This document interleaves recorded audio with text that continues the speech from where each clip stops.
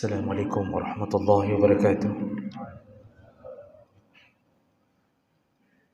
Innal hamdalillah nasta'inuhu wa nastaghfiruh wa na'udzu bihi min shururi anfusina wa min sayyiati a'malina. May yahdihillahu fala mudilla lahu wa may yudlil fala hadiya lahu. Asyhadu an la ilaha illallah wahdahu la syarika lahu wa asyhadu anna Muhammadan 'abduhu wa rasuluhul karim.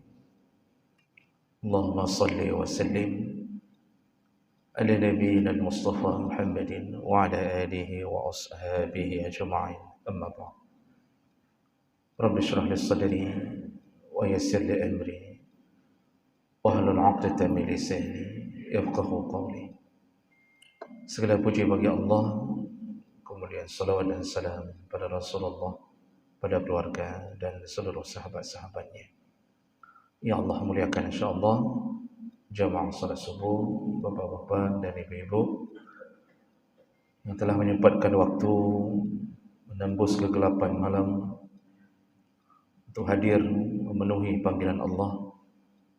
Maka kepada Allah lah kita berharap balasan dari semua amal saleh ini insyaallah.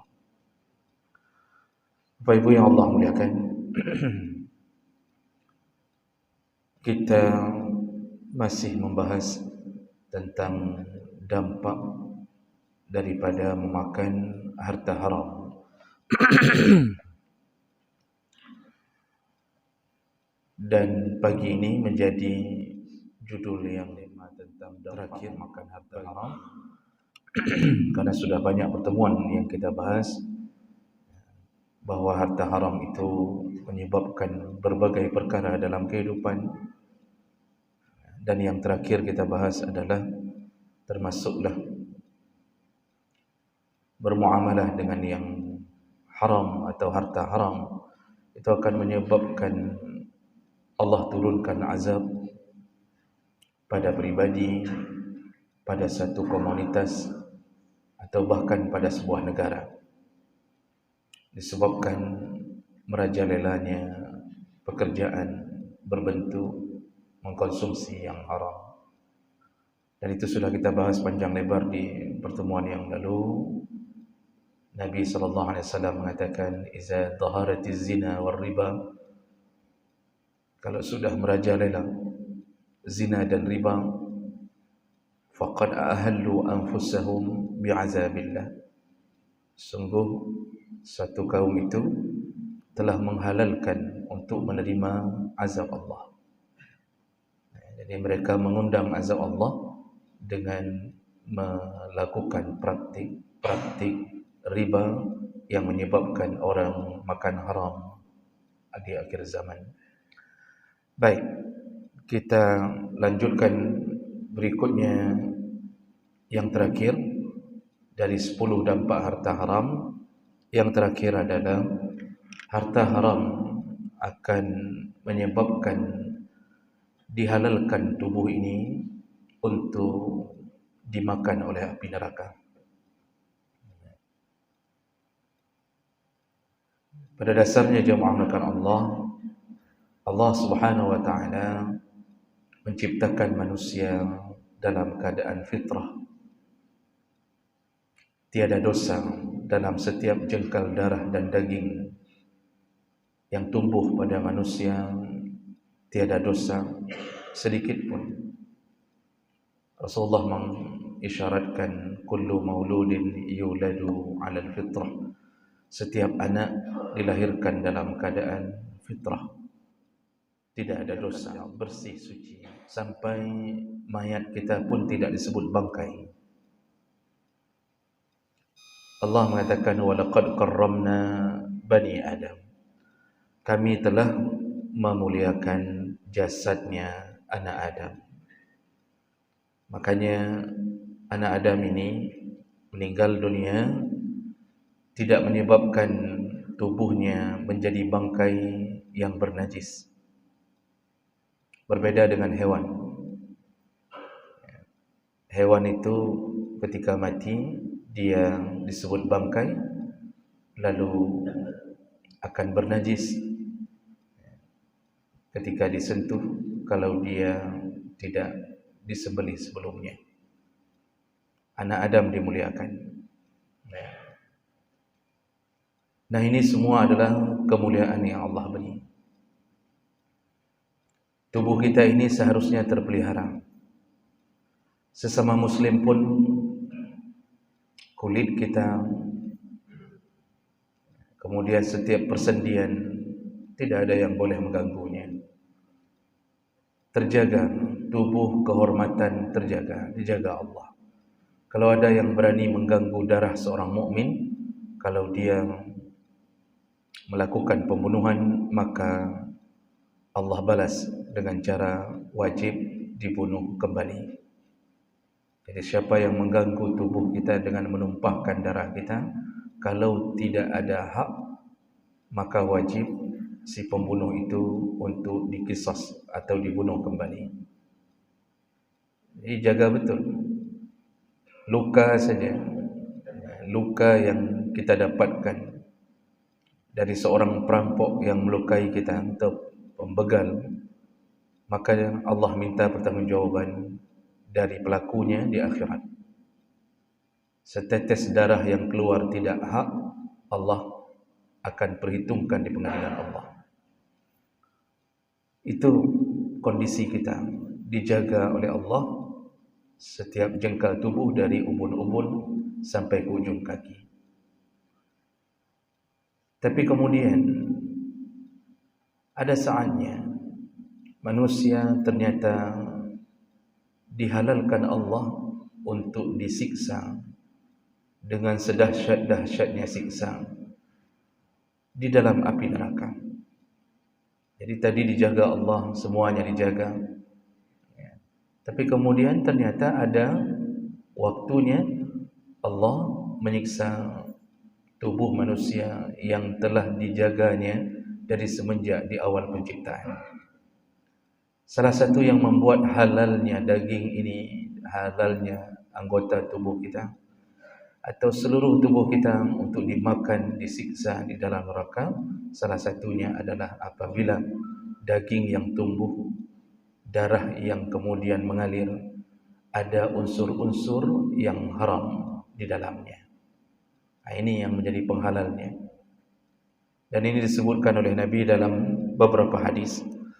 Di antaranya hadis dari Jabir bin Abdullah radhiyallahu anhu, Rasulullah sallallahu alaihi wasallam berkata, "Ya Ka'ab bin Ujrah." Beliau memberi nasihat kepada Ka'ab bin Ujrah, tapi tentu maksud nasihatnya adalah kepada semua kita. Kata Rasulullah, "Innahu la yadkhulul jannah lahmun nabata minas suhti." Wahai Ka'ab, ketahuilah tidak akan masuk ke dalam surga atau wajib neraka. Kalau tidak masuk ke dalam surga bermakna wajib neraka, karena tidak ada tempat ketiga. Hanya kaum Mu'tazilah yang percaya bahwa ada manzilah baina manzilatain, itu ada tempat ketiga antara surga dan neraka. Itu produknya Mu'tazilah. Kita Ahlus Sunnah meyakini berdasarkan ayat, berdasarkan hadis, kita hanya kembali di antara dua tempat. Kalau bukan surga, neraka.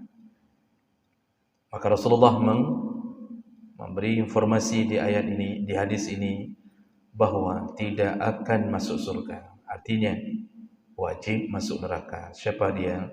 Yaitu lahmun nabata minas suhti.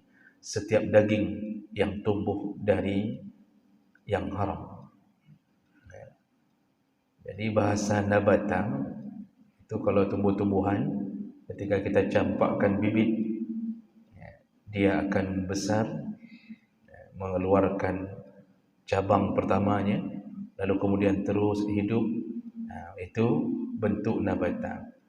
Kita ini makan haram mungkin beberapa kali, tapi daging itu tumbuh mengikuti pertumbuhan kita. Jadi dia tumbuh menjadi darah, kemudian menjadi daging, masuk ke dalam sumsum tulang, sesuatu yang kita makan dari yang haram. Maka mereka yang punya simpanan haram di dalam tubuhnya, haramlah mereka untuk mendapatkan kenikmatan surga, bahkan wajib masuk ke dalam neraka. Hadis riwayat Ibnu Hibban dalam Sahih Ibnu Hibban. Dalam hadis yang lain, Rasulullah sallallahu alaihi wasallam menyebutkan, innahu la yarbu lahmu nabata min suhtin illa kanatin nar aula bihi. Setiap daging yang tumbuh dari benda yang haram, maka neraka lebih utama untuknya. Maksudnya, tentu yang dimaksud oleh Nabi adalah surga tidak mendekatinya, nerakalah yang berhak untuk mendapatkan tubuh itu. Ini hadis riwayat Tirmizi dengan derajat yang sahih. Dalam hadis yang lain, Rasulullah sallallahu alaihi wasallam menyebutkan, inna rajulan yatakhawadun fi malillah bighairi haqq falahumun nar yaumal qiyamah. Seorang hamba yang mengkonsumsi sesuatu yang haram, dia cari harta yang haram, padahal rezeki Allah telah ditanggung dengan yang halal, tapi dia terjun ke dunia yang haram, maka Nabi menyebutkan neraka lebih berhak mendapatkan tubuh itu di hari kiamat nanti. Ini hadis riwayat Bukhari dengan derajat yang sahih. Maka jemaah melakukan Allah Subhanahu wa taala, perlu kita waspadai benar. Nabi tidak menyebutkan bahasa tubuhmu akan masuk neraka. Nabi menyebutkan daging yang tumbuh. Makanya sekerat daging yang kita makan bukan yang halal, lalu dia menyatu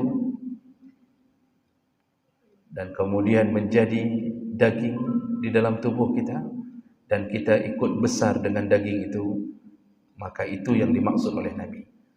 Makanya Abu Bakar As-Siddiq ketika mendapatkan hadiah dari salah satu budaknya, Abu Bakar lupa bertanya dari mana asal-usul daging tersebut.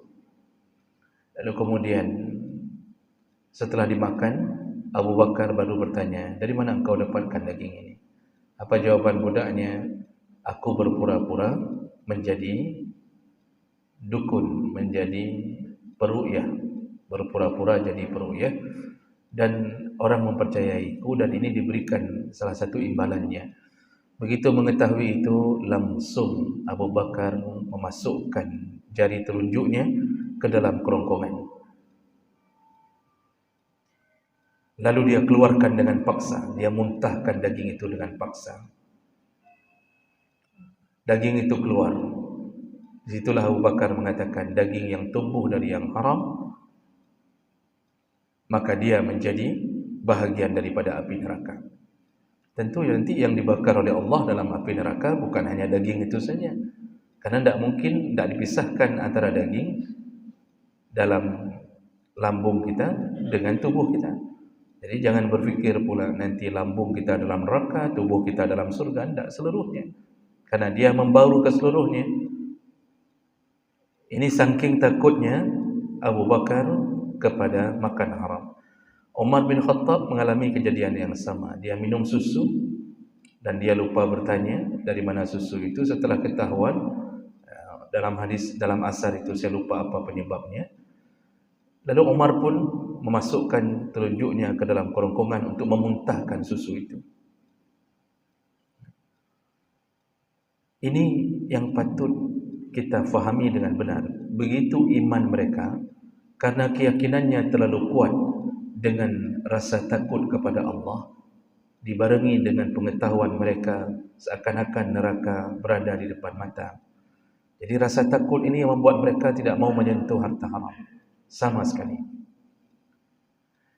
Imam Hanafi dalam manaqibnya, seekor kambing hilang, dicuri. Seekor kambing hilang, dicuri. Dan itu terjadi di kampung tempat tinggalnya Imam Hanafi. Lalu Imam Hanafi semenjak kejadian itu, dia khawatir kalau dia belanja di pasar, dia belanja daging, khawatir terbeli daging yang kemungkinan hasil dicuri tadi. Maka apa yang beliau lakukan? Beliau tanya kepada orang-orang yang ahli memelihara kambing, berapa umur kambing maksimal? Kambing itu mati di umur berapa maksimalnya? Dia jawab, ya, wallahu alam, saya lupa waktu itu jawaban dari orang pelihara kambing. Ini bapa yang pelihara kambing lebih tahu. Pada umur kambing naduk 50 tahun. Ya, saya rasa enggak. Ya, berapa tahun itu umur kambing yang kira-kira tua mati sendiri? 7 tahun, Pak. Nah, sekitar 7 tahun lah. Dari seekor kambing yang normal. Itu 7 tahun kalau enggak kena stroke. Kalau stroke mungkin 5 tahun ke jam ni. Apa yang dilakukan oleh Imam Hanafi? Dia hitung umur kambing yang dicuri itu sampai waktu maksimal umurnya. Lalu dia mengatakan, aku tidak akan makan kambing. Aku tidak akan makan kambing sampai selesai aman daripada keraguan-keraguan dengan menunggu kapan maksimal umur kambing. Jadi beberapa tahun Imam Hanafi tidak makan kambing karena khawatir termakan apabila dihadiahkan atau dia beli di pasar, khawatir kambing yang dicuri itu. Begitu seorang ulama besar.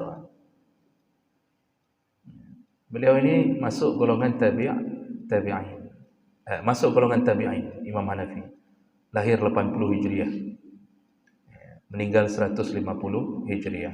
Nanti Imam Syafi'i lahir pas beliau meninggal.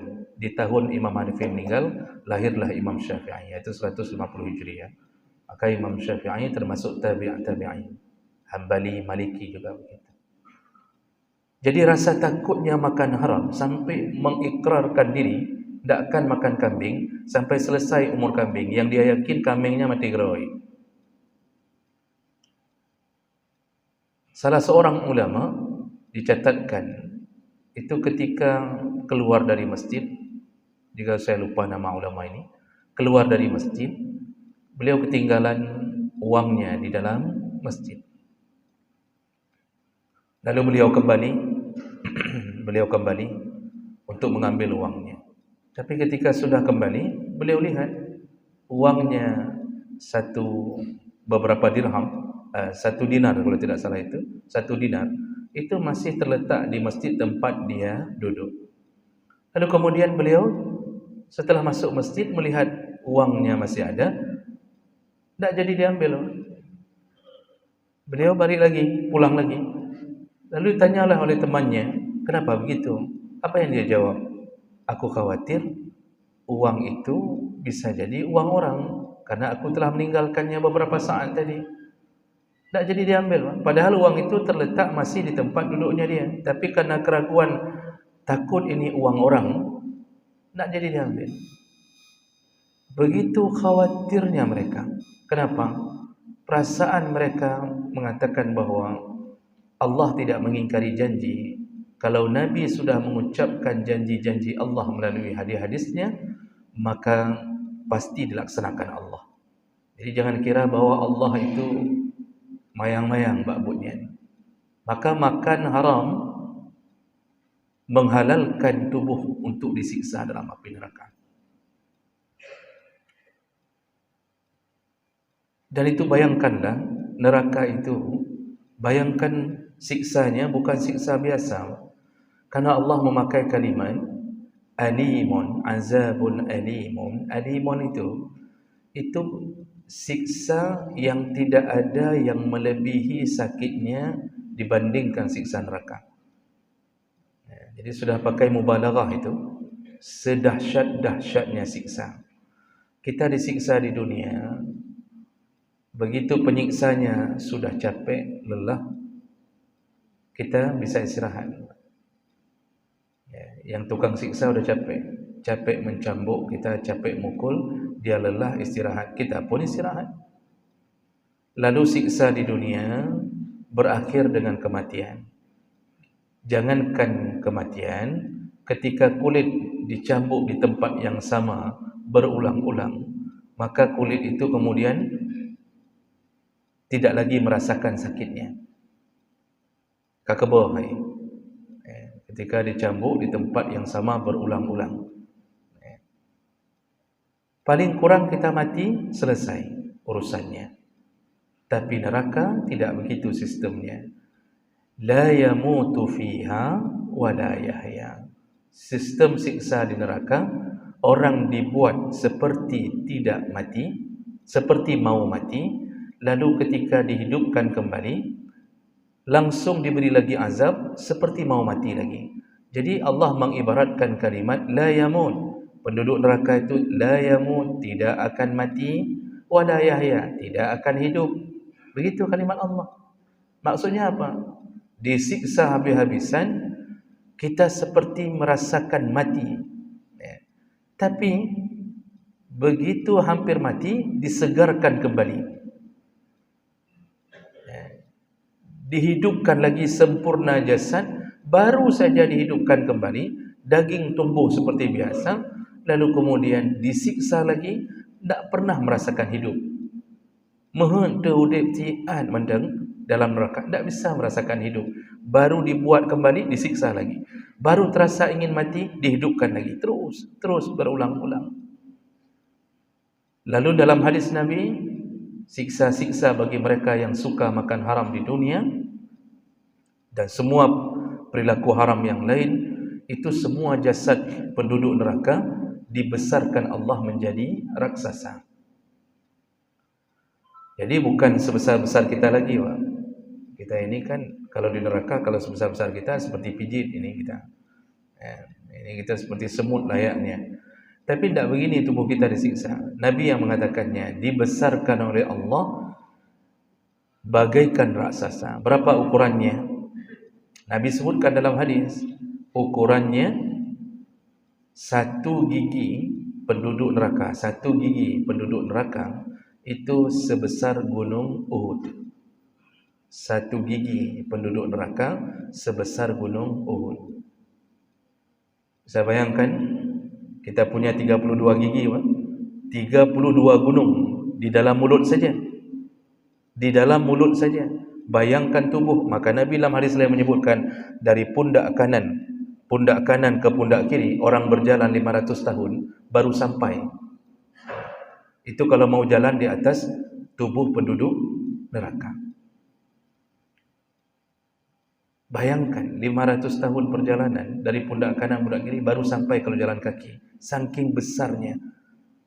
Saking besarnya. Untuk apa? Kenapa Allah buat seperti itu? Liyazuqul azab, biar mereka merasakan siksa. Jadi waktu dipukul, dicambuk, dihantam, dibakar, ditusuk, mudah bagi malaikat untuk menyiksa karena besarnya tubuh. Apakah kemudian besarnya tubuh itu menyebabkan neraka sempit, sudah dipenuhi oleh raksasa-raksasa? Neraka Allah sebutkan dalam Al-Quran, setelah dimasukkan semua orang-orang yang makan haram, macam kejahatan, neraka masih bertanya kepada Allah, fahal min mazid, masih ada lain ya Allah? Masih ada lagi? Tambang juga no. Tambang juga no. Undang lain, tambang juga no. Tak penuh-penuh itu neraka sampai Allah jejakkan kakinya ke dalam neraka, baru dia bisa penuh. Dalam hadis, saking besarnya neraka, ketika dihadirkan neraka Jahannam pertama sekali saat kita berdiri di padang mahsyar, Allah buat neraka itu ditarik dengan 70.000 rantai. Sab'una alfa zimam, 70.000 rantai. Setiap rantai ditarik oleh 70.000 malaikat. Hadis riwayat Bukhari Muslim. Neraka ditarik dengan 70.000 rantai. Setiap rantai ditarik oleh 70.000 malaikat. Berarti berapa malaikat, Pak? Ini kali-kali 70.000 rantai. Di setiap rantai 70.000 malaikat. berapakah jumlah malaikat? Yang pertanyaannya.